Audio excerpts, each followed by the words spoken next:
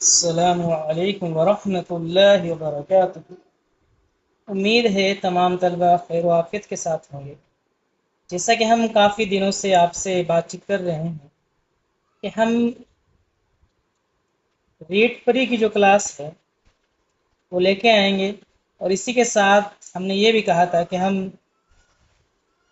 Rate means کی جو class ہے جسے ہم تھرڈ گریڈ بھی کہتے ہیں، ٹھیک ہے، اور ساتھ میں سیکنڈ گریڈ کی کلاس۔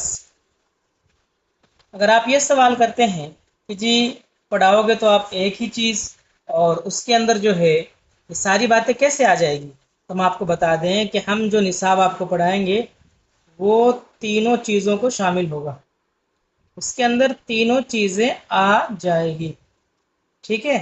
تو اسی حساب سے ہم نے یہ نوٹس تیار کیے ہیں کہ ساری چیزیں اس کے اندر کور ہو سکے۔ تو چلتے ہیں آگے۔ بسم اللہ الرحمن الرحیم۔ آج ہم پڑھیں گے حروف ہجا یا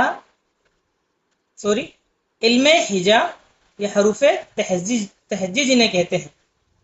حروف تہجی کسے کہتے ہیں اور اس کا مطلب کیا ہوتا ہے، اس چیز کو سب سے پہلے ہم دیکھیں گے، پھر اپنے سبق کی طرف چلیں گے۔ جیسے سب سے پہلے تو علم ہجا کسے کہتے ہیں، تو علم ہجا کے معنی ہے حروف کو الگ الگ کرنے کے، ٹھیک ہے۔ بعض مرتبہ اس سے بھی سوالات پوچھ لیتے ہیں کہ علم ہجا کے کیا معنی ہے۔ آگے چلتے ہیں۔ حروف تہجی کے مجموعے کو حروف ابجد کہتے ہیں۔ کیا کہتے ہیں؟ ابجد کہتے ہیں۔ الف، با، جیم،